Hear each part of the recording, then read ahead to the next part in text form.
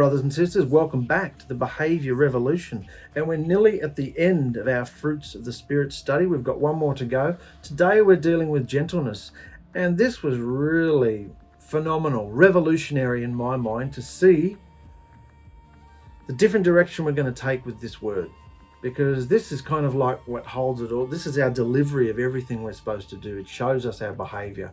Firstly, in the English language, gentleness means the quality of being kind. It's already a fruit we've discussed, kindness. Quality of being kind, tender. There's a word, tender, soft or mild-mannered.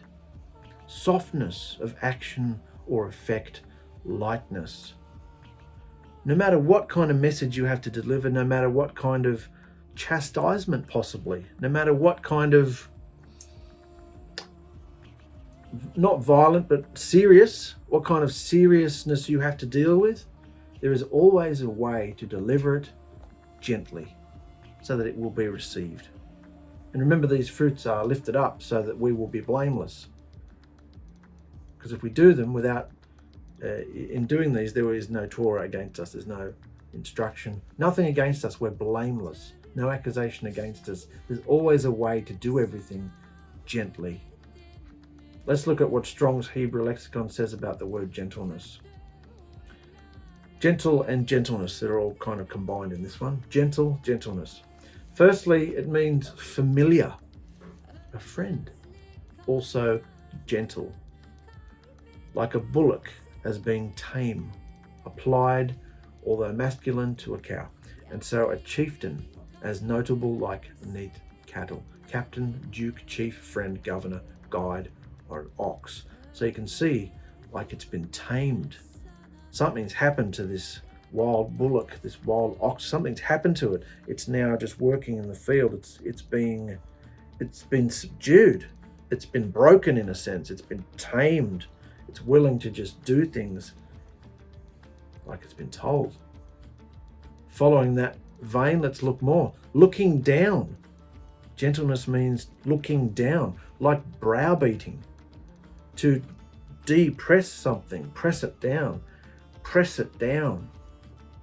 To abase self, affliction, afflict the self.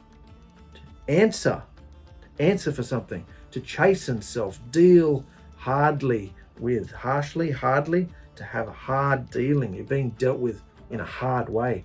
To defile, exercise, force something. These are real harsh words compared to what we think gentleness is, isn't it? So something must be going on the outside. Something must be expected on the outside, but it's very different to what's going on in the inside. There's a war zone going on the inside to produce something gentle on the outside. See what has to go on in the inside for this gentleness to shine through. Humble the self, hurt, ravish, submit yourself, weaken, submit, be in submission. What about that? Are you willing to be submissive to other people, to submit yourself? Mildness, that's royalty. Mildness, also concretely oppressed. Gentleness, meekness, these are not very popular words, are they? Not very popular in today's world, not very popular in the world, in religion, in the bride either. You just have to look and see their behaviour. These words, not very popular. Mildness. Depressed in mind, gentle, or circumstances, needy, especially saintly, humble, lowly, meek, poor, afflicted. When I look at the word depressed in a scriptural context, I mean depressed. You're being pressed down. I'm not talking about the mental disorder they talk about in the world that you need to, woe is me, I'm depressed, I feel sad. No, I'm not talking about that. That is a symptom of this. You're being pressed down. Instead of looking for the answer, or the way out, or the pills, or the medication, or the self-help, no, you're not looking for the way out, you're looking for the way in. Be more depressed.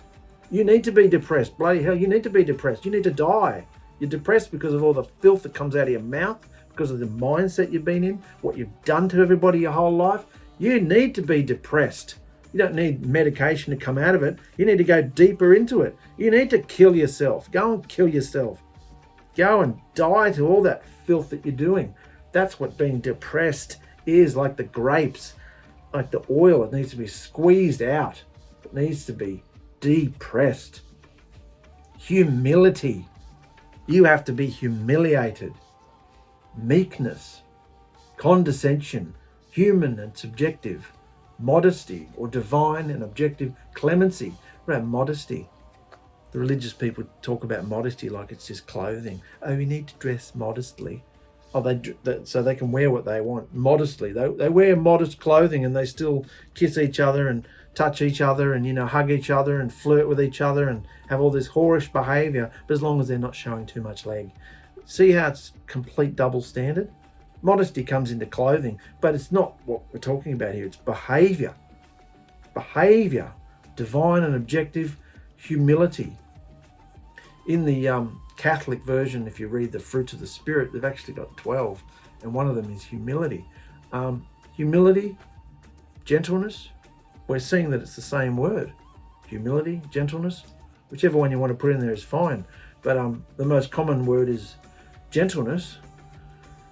So let's go with that. Complete, morally pious, specifically gentle, dear, coupled together, perfect, plain, undefiled, and upright. Not a lot in the Hebrew understanding for this, but well, boy, does it show us. It shows us what we got to go through to become a gentle person. None of us are born like this. None of us are born like this. And if we've just behaved in a gutless way and afraid to speak out, it still doesn't explain what's going on inside, does it? None of us are gentle on the inside. Some of us just fake it better. But are we really fooling anybody when we look at our behaviour? Never. Scripture understanding in 2 Samuel, and the sovereign ordered Joab and Abishai and Ittai, saying, be gentle with the young man Absalom for my sake. King David's going out to find his son who's been attacking him all the time, and he says, be gentle with him, please. It's my son. Even though he's the enemy of Israel right now, trying to usurp the throne, be gentle with my son, please. And of course, Joab took matters into his own hands, and Absalom's hair got caught in the tree, and Joab threw three spears through his heart. So the opposite to the king's order, be gentle. Even though he's the enemy, be gentle. James 3, for where jealousy and self-seeking are, there is confusion and every foul deed. But the wisdom from above is first clean, then peaceable, gentle, ready to obey. What is the wisdom from above? Wisdom from above. Ooh, this hidden wisdom that's been concealed, that's only being opened to us as his bride from above. His reign is not of this world. It's clean. So we've got to be clean if you want to know it, connect to it, hear it. And peaceable. Clean, peaceful, gentle, ready to obey. We dealt with that in our last word. Ready to obey. Be a good and faithful servant in the least, and he will give you more. Filled with compassion and good fruits, without partiality and without hypocrisy. And the fruit of righteousness is sown in peace by those who make peace. The fruit of righteousness, which is what we're studying here, love, joy, peace, patience, kindness, goodness, all of them. The fruit of righteousness is sown in peace by those who make peace. If you're willing to make peace, you'll be experiencing all this coming up inside you. Respect all. Love the brotherhood. Respect all. Love the brotherhood. Fear Elohim. Respect the sovereign. Servants, be subject to your masters with all fear, not only to the good and gentle ones, but also to the crooked ones. For this is favour. If because of conscience towards Elohim, anyone bears up under grief, suffering unrighteously, we need to behave this. Can you see it? Come to me all you who labour and are burdened, and I shall give you rest. Take my yoke upon you and learn from me, for I am meek and humble in heart, and you shall find rest for your beings. For my yoke is gentle and my burden is light. Yahusha is meek and humble. He's gentle. He flogs us, chastises us, rebukes us, disciplines us. He does it gently. The pain may not be. The pain might be excruciating. The pain might be spear in your head and this, that.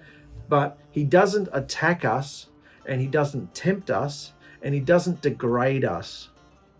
All his dealings with his bride are humble and meek and gentle. Doesn't mean it's not painful and excruciating, but he doesn't do it to get kicks out of it. He's not like the devil. He doesn't come up to us afterwards and rubbish us and run us down. He's humble and gentle in all his dealings with us. His yoke is gentle and his burden is light. His word is gentle. We're discovering that through the transition, aren't we? You don't have to go back to the old Torah laws of sin and death, because they've all been transitioned into these laws of love, the fruit of the Spirit. Love, the royal laws. Love Yahuah your Elohim with all your heart, mind, soul, not soul, body, strength. And love your neighbor as yourself. His yoke is gentle. The more you come out of Egypt, the more you come out of slavery, come out from among her, you find his yoke is gentle. Because all that's required of you is to hear and do and be faithful. And do it in such a way that is gentle. And I, Paul, myself appeal to you through the meekness and gentleness of Messiah, who I am indeed lowly when face to face with you, but bold towards you when absent. So Paul, when he's face to face with people, is humble, lowly, kind, sweet, gentle. But when he's writing, he's bold towards them. The fruit of the Spirit is love, joy, peace, patience, kindness, goodness, faithfulness, gentleness, self-control. Against such there is no accusation. There is no Torah law against us. No punishment, no requirement. Nothing else is required. Everything else falls away when we're doing the laws of love. Make my joy complete by being of the same mind. How hard is it to get people to understand these fruits? To realize there's nothing else worth trying to achieve. Everything else is gone. It's not worth having. We have to come into the same mind. Make my joy complete, Paul says. Be of the same mind, having the same love, one in being and of purpose. One in being and of purpose. Doing none at all through selfishness or self-conceit, but in humility. Consider others better than yourself. Consider others better than yourself. See why these words aren't very popular? Each one should look out not only for his own interests, but also for the interests of others. And then we skipped a few verses and come into who, as Elohim, having been perceived in the form of a man, that's what he did. He was perceived in the form of a man, transitioned into the form of a man. He humbled himself and became obedient to death, even death of a torture stake. So none of us can lift our fist up at Yahusha and say, you don't understand this situation. You don't understand these children. You don't understand this woman. You don't understand this man, this job, this situation I'm in. You couldn't understand. Does he understand? Other scriptures say, you've never suffered to the point of death. You've never sweated to see blood come out of the pores of your skin, have you? You don't know what real stress and pressure and suffering is. He does. He doesn't ask anything of his bride that he himself has not endured. The only difference is he's with us. He was alone because he is Elohim. He was alone. He is with us and he's taking us on the path. Philippians 4, rejoice in Yahusha always. And again, I say rejoice. Let your gentleness be known to all men. That's not very popular today, is it? Gentleness. We all have to go out there, particularly men, beat our chests, show how dominant we are. We have to peel over the surrender. Some women are the same too. I don't know. Men are taking on womanly attributes and women are taking on masculine attributes. So we've got to pee around all the situations and mark our territory. And you don't talk like that to my wife. You don't talk like that to my husband. And I'm this and I'm that. I know this. I've been studying for 50 years and I know. We have to be this thing, don't we? What does he say? Gentleness. Just lose. Just walk away from the fight. It goes nowhere. Vengeance is mine, he says. Let your gentleness be known to all men. Where does it go? Where does your predetermined ideas of what a man and woman and the worldly this and the world, where does it go? There's only a couple of years left, guys. Who cares about all that rubbish? The Master is near. He's at the door. He's practically stood up. He's ready to come back. He's stood up from the throne. The Master is near. Do not worry at all, but in everything by prayer and petition with thanksgiving, let your requests be known to Yahusha. And the peace of Elohim, which surpasses all understanding, shall guard your hearts and minds through Messiah Yahusha. And we talked about that when we dealt with peace a couple of weeks ago. Nobody can find peace. There is no magic drug. There is no magic, wacky tobacco. There's no magic thing you can find. There's no magic beachscape, earphones, apps, music, There's no meditation, yoga. There's no magic solution to try and find inner peace. You can all day.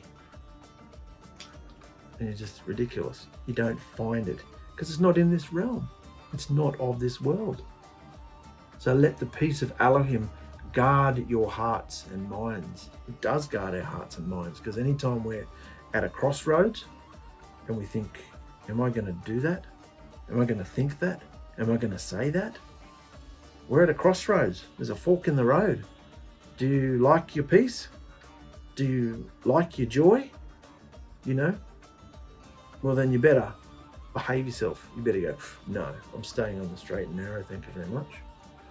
Guard your hearts and minds through Yahushua Messiah. For we never came with a word of flattery. Paul's speaking of him and his blokes. For we never came with a word of flattery, did we? As you know, nor with a cloak for greed. Elohim is our witness. Nor were we looking for praise from men, not from you, nor from others.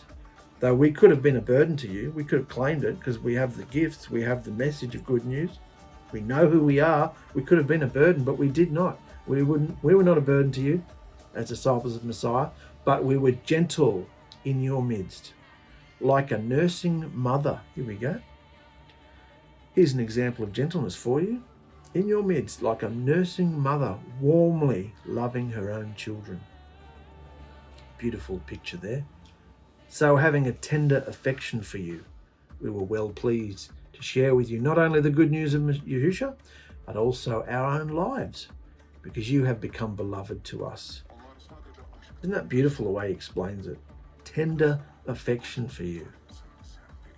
We were well pleased to share with you not only the good news of Yahusha, because that's a given. Of course you're going to share that. The closer we get, we're going to tell you what Yahusha's done with us, and we're sharing our lives with you. You're our family.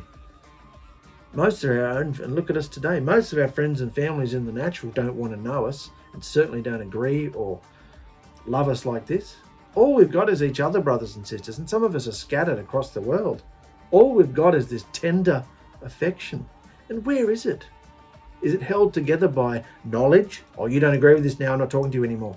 Like, where's the tenderness? Where's the affection? Where's the softness, the humility, the gentleness? This is why I believe there's not a lot of it, because, well, yeah, I can speak for women as well. Women and men are into this. Flee from the yusts of youth. Flee from the lusts of youth. Flee from the lusts of youth, but pursue righteousness, belief, love, peace with those calling on the Master out of a clean heart. You don't got no clean heart, you don't got no peace. You don't got no peace, you stuck in the lusts of youth. You stuck in the lust of youth, you can't have any tender affection. It doesn't work like that. You have to fake it. And faking it is like roboticness, doing something because you have to do it. There's no tender affection, anything coming from your eyes, your heart. There's no feeling there. So flee from all the lusts of youth. And you know what they are. I don't have to spell them out. Spelt them out in the past. None of you liked it. So refuse foolish and stupid questions. Oh, stupid questions. Knowing that they breed quarrels. Don't they what? And a servant of the Master should not quarrel, but have gentleness towards all. Able to teach? Check. Able to be patient when wronged. in meekness, instructing those who are in opposition. Lest somehow Yahusha gives them repentance to a thorough knowledge of the truth. It might seem stupid, it might seem useless. You're like, oh, why would I even bother going in there? Well, lest somehow Yahusha gives them repentance to a thorough knowledge of the truth, and they come to their senses. You're not the power of their senses, lording it over them. You don't know if when they're going to wake up, or if ever. You just have to do what he tells you to do each moment. Blessed is the man with the fresh word at the right season, faithful messenger, apples in gold frames, all that stuff. They if they come to their senses, out of the snare of the devil, having been taken captive by him to his desire. Remind them to be subject to rulers and authorities, to obey, to be ready for every good work, not to slander anyone, not to be quarrelsome. Even that, try and go a whole day. I mean, you may not be a loud, abusive, talkative person all day. I'm not saying that. Even inside yourself, don't slander anybody for one day and see how you feel. In the traffic, in the shopping centre, the person who's fumbling with their change at the counter and you've got 50 things to get onto, your clients, your friends, your spouse, children. Don't slander anybody just for one day. There's an instruction just for you there. Not to be quarrelsome. Try not to have an argument. Have you ever thought of actually receiving what somebody says? You ever thought of actually getting rid of that pissy, annoying filter that has to disagree with every single word that somebody says to you? No, I think it's like this. No, I started the conversation and that's not what I said at all. Try not to quarrel for one day or argue or be argumentative. Try and be gentle. Try and be gentle for one day. You think you can do that? It's a command. It's a fruit. Showing all meekness to all men. Meekness is another word for humility. Humility was spoken of, or meekness was spoken of Moses a lot. He was meek. He didn't like speaking out. He didn't always like or try to or want to get his words together. He wasn't confident in situations or whatever. But Aaron was apparently. So, for we ourselves were also once foolish, disobedient, led astray, serving various lusts and pleasures, living in evil and envy, being hated and hating one another. So we all understand it. Paul's writing this to Titus. He understand where you're coming from. We were all disobedient, all stuck in the lusts and pleasures, living in evil, envy, hating one another. So we understand, but try not to be slanderous or quarrelsome for just one day and see how you feel. In the same way, you younger ones, be subject to elders. Well, hang on now. It's a very ageist society today, isn't it? Don't be telling people to be respecting their elders. Oh, and you're in deep doo-doo there. Peter says, you younger ones, be subject to your elders. Gird yourselves with humility towards one another. For Elohim resists the proud, but gives favour to the humble. Well, there's a promise there. And Peter's not lying to us, is he? He gives favour to the humble. Do you want his favour? Favour's not just little gifts of sweetness and all your ducks in a row and you made budget this week and you got enough money this week. No, that's not the favour he's talking about. He's talking about the joy, the peace, all these other things that you can feel inside yourself. He gives favour to the humble. So, humble yourselves then under the mighty hand of Elohim, so that he exalts you in due time, casting all your worry upon him, for he is concerned about you. Well, you shouldn't have any worry, should you? Cast all your worries on him. You've only got a couple of years left, guys. What's to worry about? Your kids? Reach them, don't reach them. Your family? Your business? Doesn't matter if it succeeds or not, does it? It's got to succeed for the next few years, obviously. It's got to pay your bills. Wives, husbands, children. What are you going to do in 2 years? What can you set about to do? You can't even scratch yourself and make it worthwhile in 2 years. What are you going to achieve in 2 or 3 years? Like what's there to worry about? Cast all your worry upon him. He knows the direction. He knows the time. He's already stood up. He knows when he's coming back. There's nothing but judgment in the world right now. So he does understand. I call upon you, therefore, I, the prisoner of the Master, to walk worthily of the calling with which you were called. Walk worthily, with all humility and meekness. This is how you show that you're actually worthy for this position. You're worthy for this special status, this royal privilege, this special adoption into a different reign. How do you prove that you're worthy of it? He's calling us to walk worthily of the calling with which you were called. How? With all humility and meekness, with patience, bearing with one another in love. Not bearing with one another because you have to and you hate it, but you'll do it anyway because, no. Bearing with one another in love.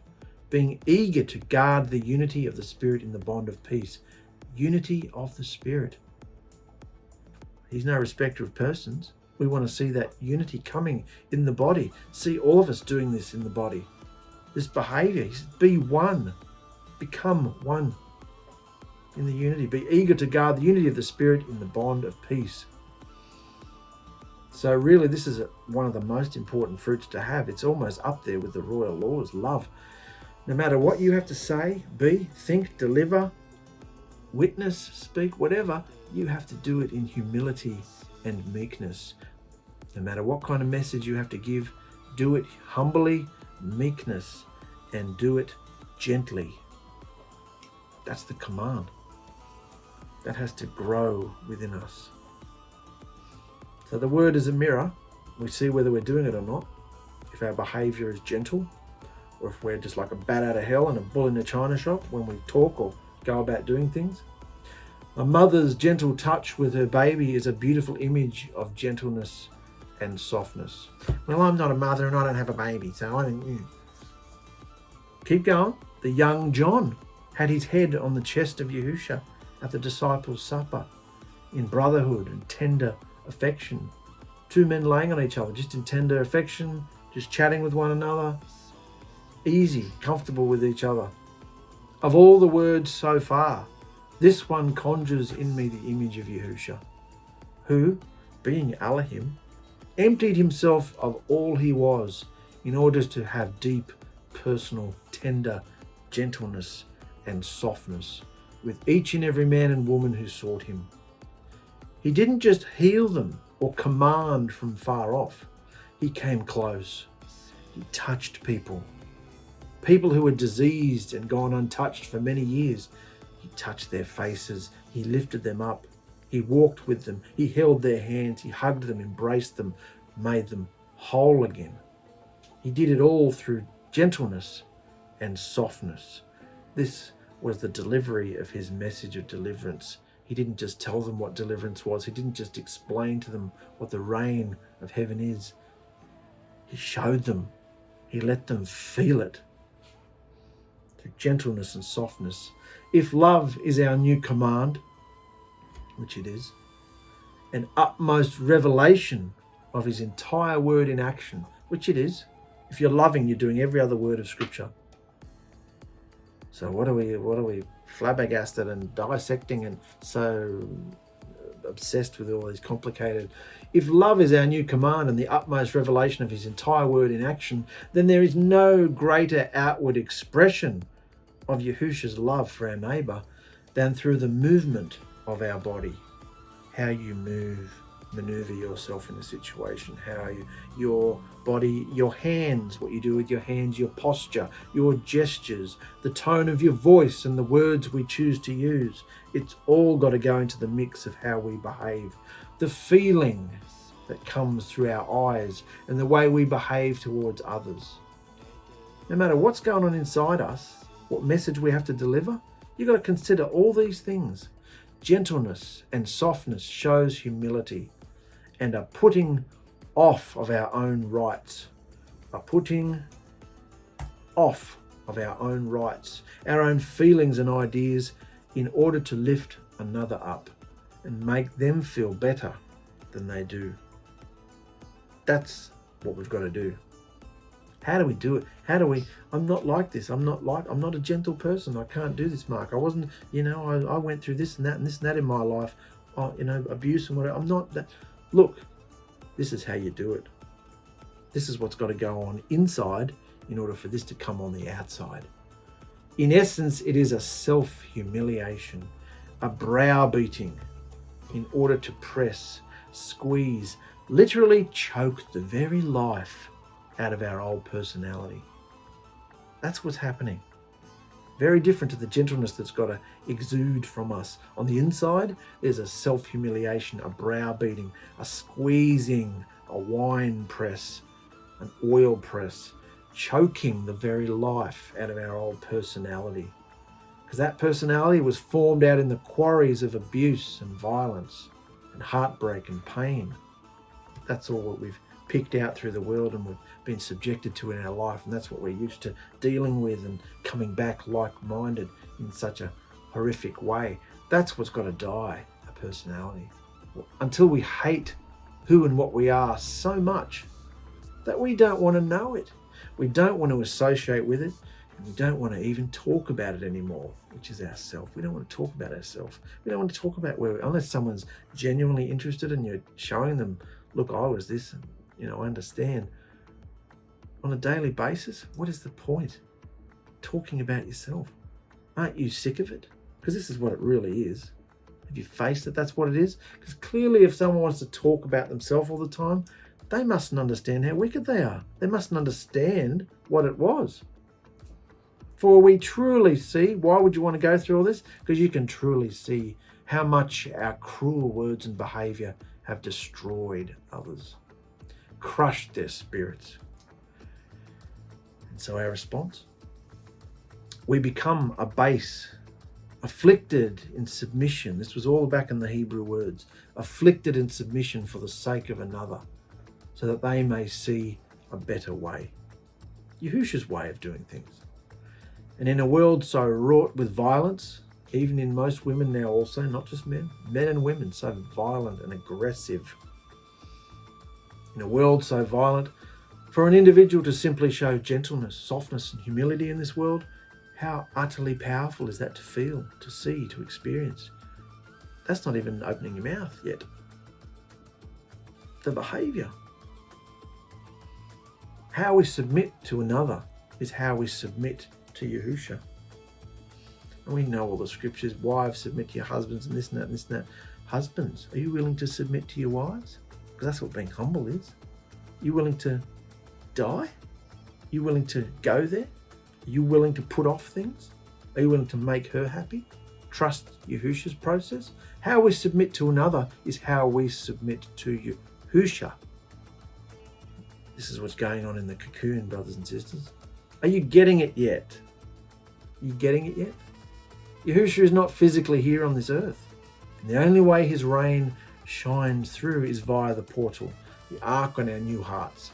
So the only way anyone will experience anything about him is love, joy, peace, patience, kindness, goodness, faithfulness, gentleness. The only way they'll ever experience him is by us surrendering ourselves over to the possession of his spirit. Letting our old self in the cocoon drop down and die, disintegrate. It has to go so that we are reconstructed anew. Our building blocks are all new, divine. It's all him. We are full of his spirit. That's the only way it's going to work. These attributes don't come naturally, as I've discussed. These attributes don't come naturally. They're actually impossible to perform without a divine heart operation and transition into Yahushua Elohim.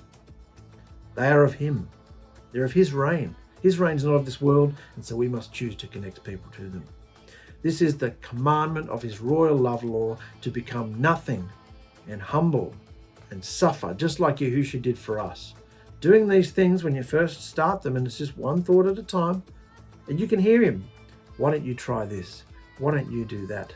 Why don't you not do what you normally do? Try this instead and see what happens. Just do it. And you hear it and you go, yeah, I'm going to try that. But you've got to stick with it. And it might be suffering. It might be infuriating. But you know you heard it, so you do it. The royal laws of love: become nothing, humble, suffer just like Yahushua did for us. So we do for others. As he did for us, we do for others, that they may receive life. time is so very short. So nothing else is even worth discussing, is it? What else is there to discuss?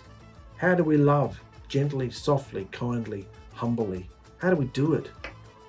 Love one another. Be gentle and soft now. How do we love? How do we love? We have to love gently, softly, kindly, and humbly. And even though sometimes when we come together in love, the word is a sword, it's Yahusha. And what do we find out about Yahusha? The pain might be very real, the sword might be very excruciating, but the messenger can still be very gentle, soft, loving, kind, because it's not his words, it's Yahusha's words. It's Yahusha's sword. So the pain doesn't necessarily change, but the delivery, the expression, the behavior is to be love, joy, peace, patience, kindness, goodness, trust, gentleness, gentle. We can go there. Love one another. Be gentle and soft now. Do it now. We can be gentle and soft. Remember now that I've told you, remember this, brothers and sisters, now that I've told you about gentleness, anytime you act in a way that's not gentle and soft, you're going to feel it. You're going to feel it.